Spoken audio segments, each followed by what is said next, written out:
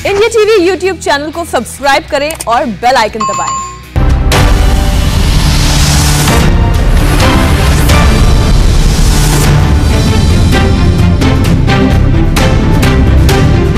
नमस्कार, मैं हूं अमित पालित और शुरू कर रहे हैं इलेक्शन का सबसे बड़ा शो, अब की बार किसकी सरकार।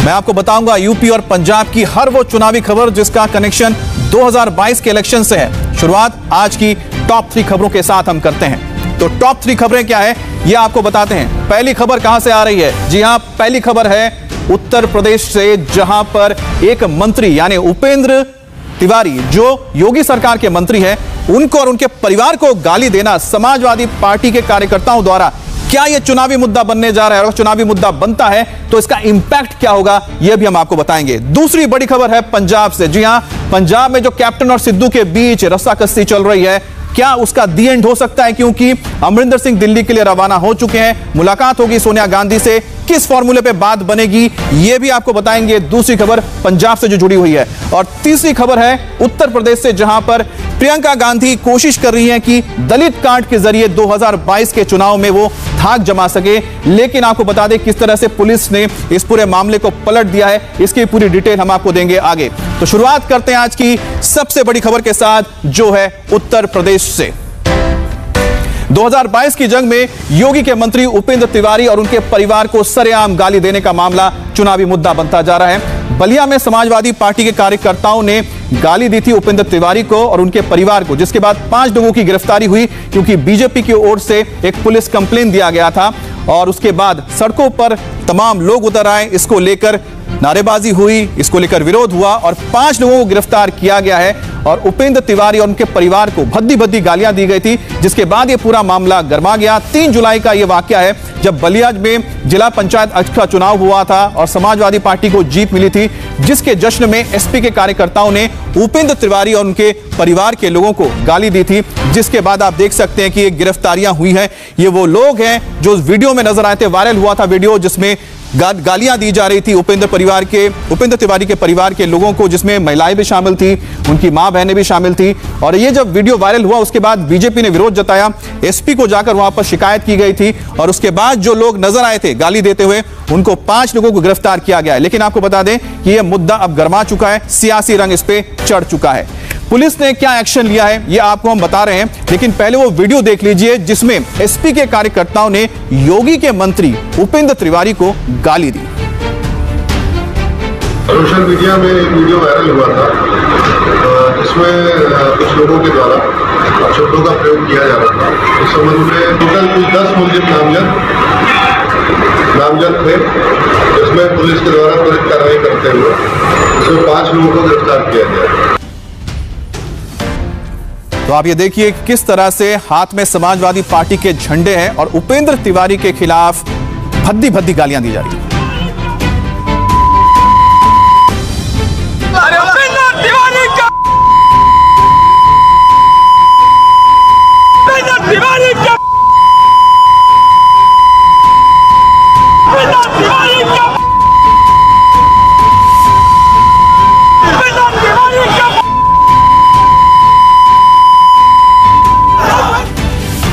तो ऐसी गालियां हैं कि जिसको आप सुन भी नहीं सकते, इसलिए बीप से समझ जाइए कि कितनी भद्दी गालियां थी। एसपी कार्यकर्ताओं की गाली पर उपेंद्र तिवारी ने बात की और उपेंद्र तिवारी ने कहा है कि राजनीति वो कर रहे हैं और उनकी मां का क्या इसमें गुनाह है जिन्हें गाली दी जा रही है। जी हां, इस पर बयान आया उपेंद्र तिवारी का और उन्होंने कहा है कि पॉलिटिक्स तो मैं कर रहा हूं, लेकिन मेरे परिवार को, महिलाओं को क्यों इस तरह से गाली दी जा रही है।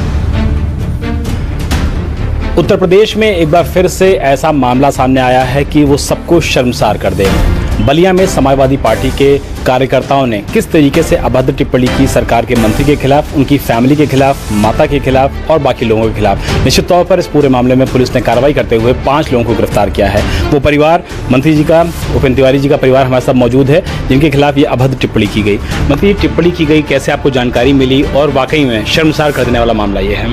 देखिए, राजनीतिक क्षेत्र में हर एक व्यक्ति कार्य करता है, हम लोग भी करते हैं। इसमें वैचारिक लड़ाई होती है। कोई दीनदयाल जी की विचारधारा को लेकर चलता है, कोई लोहिया जी के समाजवाद को लेकर चलता है, कोई अम्बेडकर जी को, तमाम अलग अलग विचारधारा है। लेकिन विचारधारा में जब चुनाव होता है तो हम वैचारिक लड़ाई लड़ते हैं। यह आज पहली बार बलिया के और उत्तर प्रदेश और हिंदुस्तान के इतिहास में मैं कह सकता हूं कि किसी राजनीतिक व्यक्ति को, कोई विधायक को, कोई उत्तर प्रदेश सरकार का मंत्री हो और उसको, और अगर राजनीति हम कर रहे हैं, इसमें सबसे बड़ा सवाल यह है कि अगर राजनीति मैं कर रहा हूं तो मेरी 90 साल की माँ का क्या गुनाह है। अगर राजनीति मैं कर रहा हूं तो मेरी पत्नी, मेरी बहन जो दूसरे के घर में शादी होकर चली गई है, उसका क्या गुनाह है। 9 साल और 11.5 साल की नाबालिग बेटी का हमारा क्या योगदान है कि सार्वजनिक रूप से माँ, बहन, बेटी की भद्दी भद्दी गालियाँ दी गई है। हम कह सकते हैं कि शर्मसार करने वाली है और ये उत्तर प्रदेश और हिंदुस्तान के इतिहास में पहली घटना। इसकी जितनी भी भर्त्सना की जाए वह कम। उपेंद्र तिवारी को तो आपने सुन लिया, लेकिन विशाल प्रताप सिंह ने, हमारे संवाददाता ने बात की उपेंद्र तिवारी की मां से। उन्होंने क्या कहा ये भी सुनिए। इस पूरे मामले की आपसे मैं सवाल तो ज़्यादा कुछ नहीं पूछूंगा, आपका क्या विचार है? हमारे ये विचार भाई कि लोग का मालूम रहा कि हमने के वोट जीत काहे कि किनाइप कर ले रहा लो। अब वोट देवे गई हलो तो गोली बंदूक के संग गई बालू, पिस्टल धर ले बालू, गोली धर ले बालू कि मैंने ऐसा कुछ शब्द बोलब कि वो उपेंद्र तिवारी से बर्दाश्त ना हो। तो कुछ बोली है तो उनका के मार देता, तो ये अपन मुँह बन के रहा है, बोलल है ना, तो लौट के आँखी हमारा लौकतर ना, तो अपने से उठाए नहीं खेलो। आप चाहती हैं इस मामले में 5 लोग गिरफ्तार किए गए हैं और लोगों के खिलाफ भी सख्त कार्रवाई हो ताकि भविष्य में इस तरीके की कोई अभद्र टिप्पणी कम से कम माँ और बहन के बारे में न करें? अतना ये तरह अतना सब जीतता हारता, कौन बात नहीं के केहू एथी नहीं के, तो के करे के माँ बहन के इतना के करे गाड़ी दिहल बा। ये हम कॉल चलते नहीं, पूछल चाहते नहीं, जोगी बबुआ से बताती है, अखिलेश बबुआ से बताती है कि हम चौधरी काहे ये तरह शब्द निकल रहा है। उनका बेटी बहन नहीं की नारद रखे हम बहन है, अब उनका लाज ना लगल है जो हम ही काम करवाओ तनी अपना सोचा।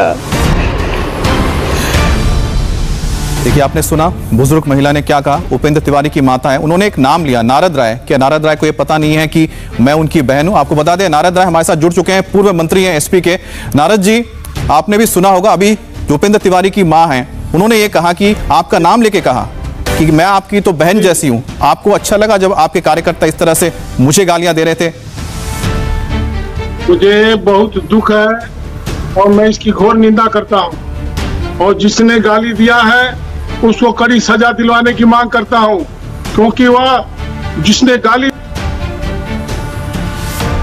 दे रहा है वो नीरज शेखर के घर में बुके देते दिखाई दे रहा है। वो समाजवादी पार्टी का कार्यकर्ता नहीं है। आज भी वो नीरज शेखर के घर में बैठा हुआ है, उसको पुलिस ने गिरफ्तार नहीं किया। जो मेन मुलजिम है राजेंद्र यादव।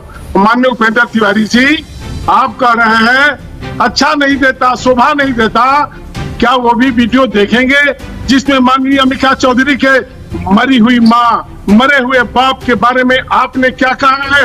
कुछ याद आ रहा है? नहीं याद आ रहा है तो एक बार आप ही उनको वीडियो दिखला दीजिए। आपने क्या कहा है? अंबिका चौधरी ने, नारद राय ने न इस बात को कहा है, न कहने वाले को पसंद करते हैं। हम उसको कड़ी से कड़ी सजा दिलाने की मांग करते हैं, लेकिन ये भी कहना चाहते हैं कि बलिया की पुलिस उपेंद्र तिवारी की माताजी को गाली देने वाले को बचाने का काम कर रही है। जो मेन मुलजिम है उस पर कोई कार्रवाई नहीं हो रही है, और जिन लोगों ने निर्दोष है, जिन लोगों ने की आवाज सुनी ही नहीं गई, उनके खिलाफ कार्रवाई कर रही है। जी नारद जी, पहले हम आपको वो सुनवा देते हैं, साथ ही दर्शकों को भी जरा सुनवा देते हैं वो वीडियो जिसका जिक्र आप कर रहे थे, जिसमें आप कह रहे हैं कि उपेंद्र तिवारी पर आपत्तिजनक बयान देने का आरोप लगा है। जी दिखला दीजिए सर, दिखला दीजिए। अंबिका चौधरी जी को बताना चाहिए कि कितने बाप बदले, कितनी माँ बदले और कितनी अपनी बहन बदल करके राजनीति में है। निश्चित रूप से प्रेस के माध्यम से उनको बताना चाहिए। अंबिका चौधरी जी को बताना चाहिए कि कितने बाप बदले, कितनी माँ बदले और कितनी अपनी बहन बदल करके राजनीति में है। निश्चित रूप से प्रेस के माध्यम से उनको बताना चाहिए। और हमारे साथ उपेंद्र तिवारी भी जुड़ गए हैं। उपेंद्र जी, एक वीडियो हमने दिखाया है जिसमें अभी नारद जी ने कहा कि आपने भी भद्दी भद्दी आपत्तिजनक बातें कही हैं अंबिका चौधरी के खिलाफ।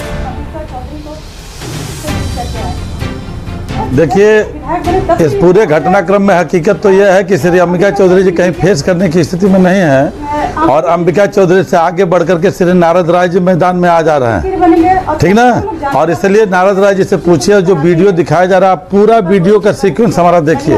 और मैं उस वीडियो में वही बात बोला हूँ जो बात 2015 या 16 में श्री अंबिका चौधरी जी ने अपने ही रिश्तेदार श्री संग्राम सिंह यादव जी, जो कभी सपा और बसपा से वहाँ पे चुनाव लड़ते थे, और जब बहुजन समाज पार्टी से समाजवादी पार्टी में संग्राम सिंह यादव आए, नारद जी सुन लीजिए, फिर आपको भी मौका मिलेगा बोलने का। और मीडिया के सामने उन्होंने कहा था कि कृपया संग्राम सिंह यादव बताएं कि अभी तक वो कितने पार्टी और कितने नेता बदल करके आए हुए हैं। और इसलिए बलिया की जनता जानना चाहती है कि नेता और बाप रोज रोज नहीं बदलते, इसलिए संग्राम सिंह यादव बतावें कि कितने पार्टी और कितने नेता बदले। ठीक उसी प्रकार से आज अंबिका नारद राय जी को कहिए कि वो शांत रहे। देखिए नारद राय जी, आपको भी मौका मिलेगा, सुन लीजिए उपेंद्र जी को। बात पूरे देश और दुनिया के लोगों तक जाए, क्योंकि नारद राय जी वेद नहीं बतियाते, नारद राय जी लवेद बतियाते हैं। और इसलिए नारद राय जी को पहले मौन कराइए। नारद राय जी प्रश्न करेंगे, उसका उत्तर मैं दूंगा। अगर उनके नारद राय जी प्रश्न होगा, उपेंद्र जी को सुन लीजिए, उसके बाद आपको भी मौका मिलेगा बोलने का।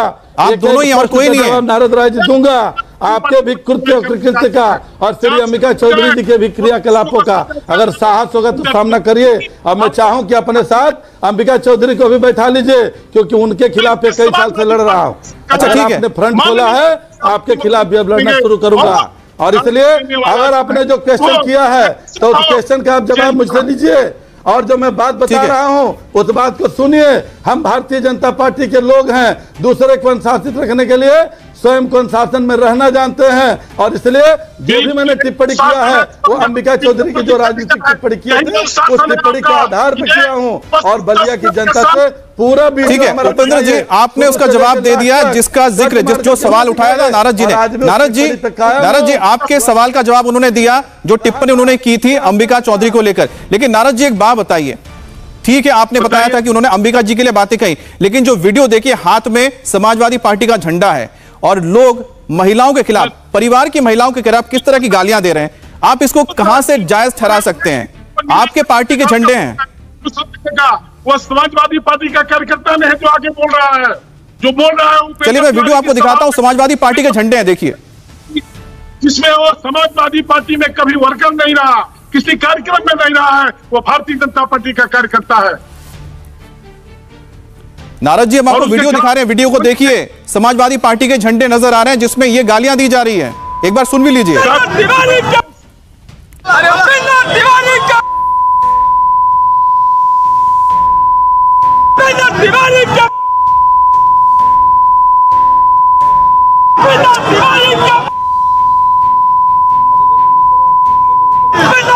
नारद जी आपने सुना होगा, हमने बीप लगा दिया इसलिए क्योंकि इतनी भद्दी गाली है मां बहन बेटी के लिए कि हम सुनवा नहीं सकते। तो जहां पर समाजवादी पार्टी के झंडे आप कैसे नकार सकते हैं कि आपके लोग नहीं है? वो हमारी बहन भी है और उपेंद्र तिवारी की मां है तो हमारी मां भी है। अपनी मां के गाली का बदला लूंगा और दोषियों को सजा दिलवाने का काम करूंगा समय आने पर। उसका जवाब दीजिए। माँ समझे होते तो गाली दिलवाए होते नारद राय जी। आपकी सभा में बैठा है, समझे होते तो गाली दिलवाए होते। जो एंकर साहब सवाल पूछ रहे हैं उसका जवाब दीजिए। जवाब दीजिए। फोटो दो, आप ये जवाब दिखाई दे रहा है, वीडियो भेज दूं आपको जल्दी। अच्छा नारद जी आपके सामने उपेंद्र जी हैं जिसका आप जिक्र कर रहे हैं कि आप कह रहे हैं कि जिन लोगों ने काम किया है उनको आप सजा दिलाएंगे। आपके सामने उपेंद्र तिवारी जी हैं, उनके साथ बात कीजिए, समझिए। अगर आपको इतना दुख पहुंचा है तो आपके सामने आप उल्टा आरोप क्यों लगा रहे हैं कि आपके लोग ही नहीं है? चला जाऊंगा, ये रखा हुआ चाहे भाजपा के लोगों को गाली देंगे, मारेंगे, लेकिन अच्छा ठीक है उपेंद्र जी आप कुछ बता रहे हैं। नारद जी कह रहे हैं कि जो लोग गाली दे रहे थे उनके पार्टी के नहीं है, दूसरे लोग थे। राजनीति हम लोग अब देखिए ये हमारे हाथ में जो तस्वीर है आप सीधे देखिए कि ये फोटो नारद राय के साथ है, दिख रहा है। ये नारद राय जी इसमें दिख रहे हैं, बगल क्लोज करके दिखा दे, क्लोज करके। अब दूसरी तस्वीर देखिए सनातन पाड़े के साथ है, सनातन पाड़े के साथ है। अब ये तीसरी तस्वीर देखिए, ये नारद राय जी के साथ बैठे हुए घर पे हैं, उनके बेडरूम में ये वही हैं। ये देखिए अंबिका चौधरी जी के साथ ये माननीय मुलायम सिंह यादव जी के भी साथ बैठे हुए हैं, यही लोग मिलवाए हुए हैं। अब ये तस्वीर तो इस तरीके की तस्वीर ये अंबिका चौधरी जी के साथ बैठे हुए हैं, ये वही लोग हैं। एक फोटो इनका माननीय राज्यसभा सांसद जो समाजवादी पार्टी से नीरज शेखर जी आए हैं, उनके नामांकन में ये राघवेंद्र यादव आया था, तो उस फोटो को लेके माला जप रहे हैं। लेकिन इनके माननीय मुलायम सिंह यादव से लेके ये अंबिका चौधरी, सनातन पाड़े, नारद राय, ये सबकी तस्वीर है इनके साथ। अब बताइए कि नारद राय जी इसका कहां से जवाब देंगे? बताएंगे कि क्या भारतीय जनता पार्टी के लोगों को लेके बैठाते हैं? ये चित्र दिख रहा है नारद राय जी, आप ही का है कि किसी और का है? लबेद कब तक बतियाएंगे?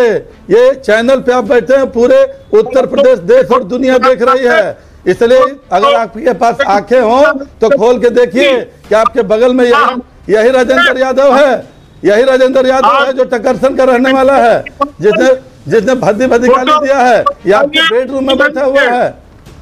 हाँ, इसको आप भारतीय जनता पार्टी के बता रहे हैं। भारतीय जनता पार्टी अनुशासित पार्टी है। भारतीय जनता पार्टी में लूट की छूट किसी को नहीं है, माफियागिरी की छूट किसी को नहीं है, गाली देने की छूट नहीं है किसी को।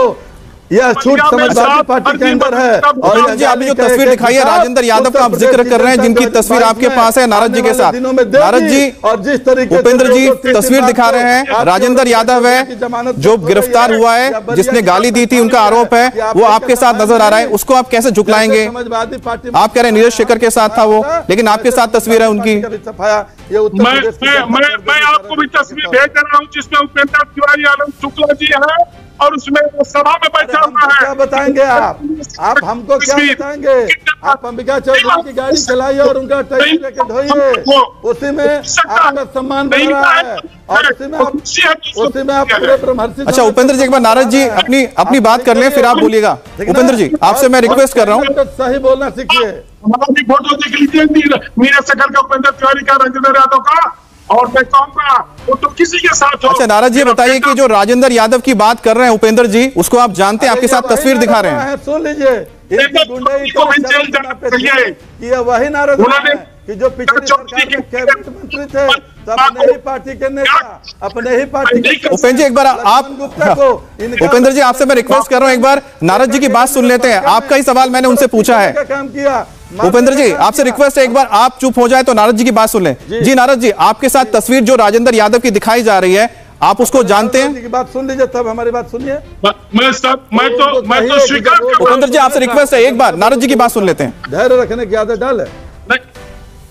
मैं स्वीकार कर रहा हूं, उसका फोटो कहीं भी होगा, हो सकता है किसी का नहीं होगा। तो मैं तो यह कह रहा हूं कि अगर हमारा बेटा भी, हमारी माँ को, हमारी बहन बेटी, जो उपेंद्र तिवारी की माँ है, हमारी माँ है, हमारी बहन है, हमारी बेटी है, उसको सजा मिलनी चाहिए।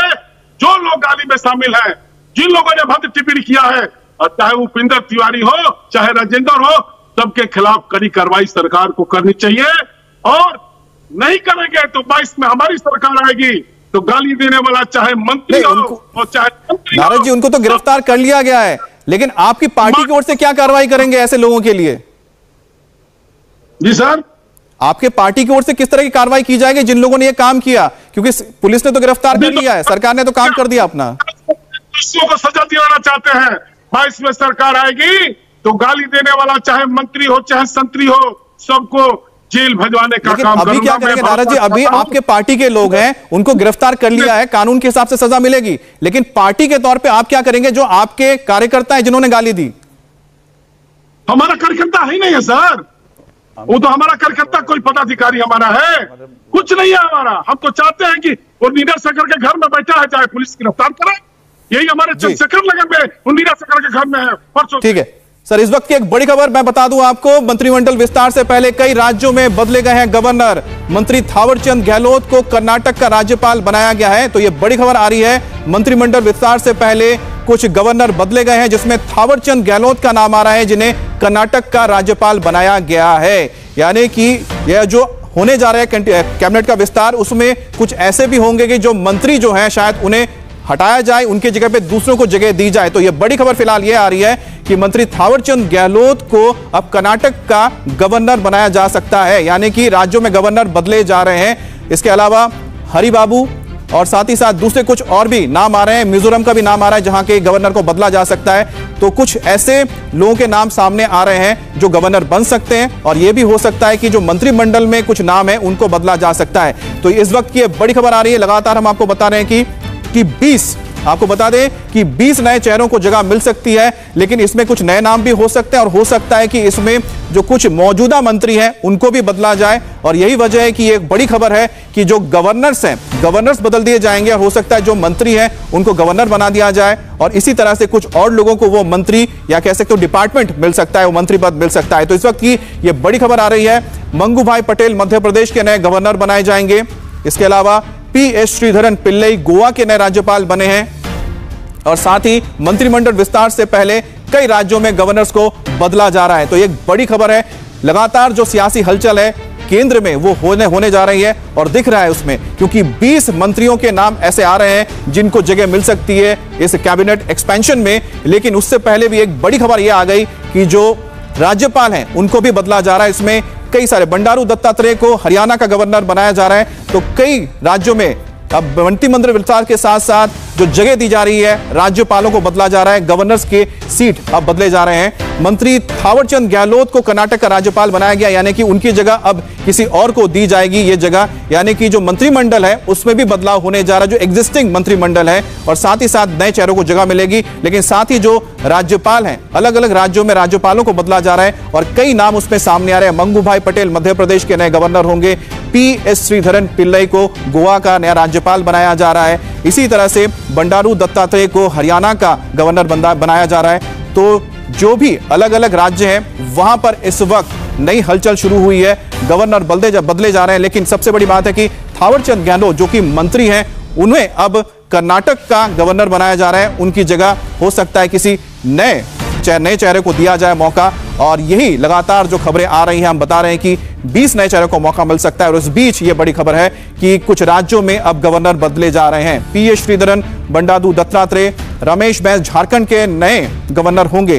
तो अलग अलग नाम, अलग अलग राज्य, नए गवर्नर्स की एक लिस्ट जारी हो गई है, जिसमें मंत्रिमंडल विस्तार से पहले तो इसकी एक बड़ी वजह यह भी हो सकती है कि जो बड़े नाम हैं जिनको उम्मीद थी कि उनको मंत्रिमंडल में जगह मिल सकती है या फिर कुछ और पद मिल सकते हैं, हो सकता है उनको गवर्नर के पद दिया जाए, जिसमें थावरचंद गहलोत एक बड़ा नाम है क्योंकि वो केंद्र में मंत्री हैं। उनकी जगह अब कौन लेगा इसका तो इंतजार करना पड़ेगा। लेकिन शायद यही एक संगठन में होता है कि हर किसी को कुछ ना कुछ पद मिलता है ताकि कहीं पर भी कोई नाराजगी ना रहे। और खास तौर पे आपको बता दें कि 5 राज्यों में चुनाव होने जा रहे हैं, उसी के मद्देनजर ये सारे अपॉइंटमेंट्स को देखा जा सकता है। लेकिन इस वक्त की बड़ी खबर एक बार फिर से मैं आपको बता रहा हूं कि मंत्रिमंडल विस्तार से पहले कई राज्यों के गवर्नर्स को बदला गया है, जिसमें कर्नाटक एक अहम राज्य है जहां पर थावरचंद गहलोत जो मंत्री हैं उन्हें अब बतौर गवर्नर वहां भेजा जा रहा है। अब उनकी जगह किसी नए चेहरे को वो जिम्मेदारी मिलेगी। इसके साथ ही पी.एस. श्रीधरन, बंडारू दत्तात्रेय हरियाणा के गवर्नर बनेंगे और साथ ही झारखंड में भी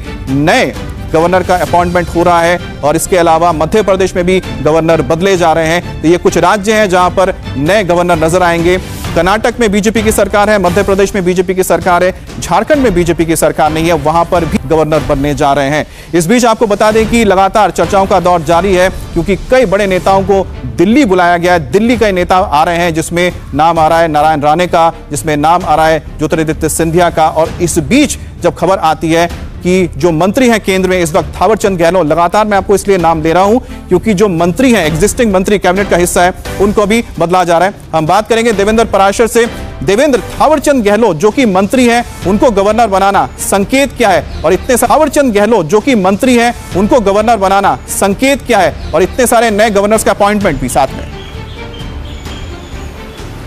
और देखिए, बाकी गवर्नर को तो छोड़ो, लेकिन जो सबसे बड़ी खबर है इन गवर्नर की सूची में वो थावरचंद गहलोत की है और ये 2 लिहाज से बहुत बड़ी खबर है। पहली बात तो ये कि केंद्रीय मंत्रिमंडल में भी एक जगह खाली किया जा रहा है। थावरचंद गहलोत केंद्रीय मंत्रिमंडल में बीजेपी के दलित फेस के तौर पर रहे हैं, बीजेपी केंद्रीय चुनाव समिति की बैठक में रहते हैं, चाहे संगठन का मसला हो या सरकार का मसला हो। और सिर्फ इतना ही नहीं बल्कि राज्यसभा में वो नेता के तौर पे हैं और वैसी स्थिति में उन्हें गवर्नर बनाया जाना ये सीधे सीधे दिखा रहा है कि मोदी मंत्रिमंडल में अब बीजेपी किसी नए दलित फेस को आगे करने वाली है। और न सिर्फ मंत्रिमंडल में बल्कि राज्यसभा में भी नए नेता का चुनाव होगा और राज्यसभा के अलावा बीजेपी संगठन में भी आपको नया चेहरा, दलित चेहरा दिखेगा। इसका मतलब ये कि नरेंद्र मोदी मंत्रिमंडल का जो विस्तार भी होने जा रहा है। ये कॉस्मेटिक या फिल गैप वाला विस्तार नहीं है, बल्कि इसमें बहुत सारे सरप्राइज भी आपको देखने को मिलेंगे।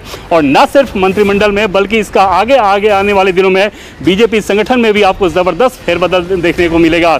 वहाँ पार्लियामेंट्री बोर्ड में भी आपको नए चेहरे देखने को मिलेंगे। तो कुल मिलाकर एक बड़ा बदलाव, उस बड़े बदलाव की सबसे पहली शुरुआत होने जा रही है मोदी मंत्रिमंडल 2 के पहले विस्तार के साथ, जिसमें थावरचंद गहलोत जो कि सामाजिक अधिकारिता कल्याण मंत्री हैं, उन्हें अब गवर्नर बना दिया गया है। और जाहिर तौर पे उनकी जगह पे अब किसी नए दलित फेस को मोदी मंत्रिमंडल में जगह दी जाएगी। और न सिर्फ जगह दी जाएगी, बल्कि केंद्रीय कैबिनेट मंत्री के तौर पर जगह दी जाएगी।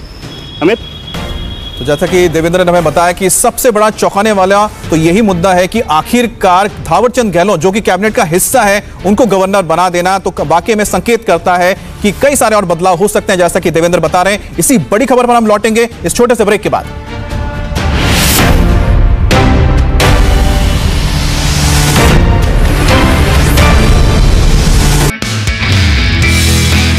नमस्ते, मैं हूं मीनाक्षी जोशी। वीडियो और खबरों से अपडेट रहने के लिए India TV YouTube channel subscribe करें, बेल आइकन दबाना ना भूलें। जुड़े रहें इंडिया टीवी के साथ।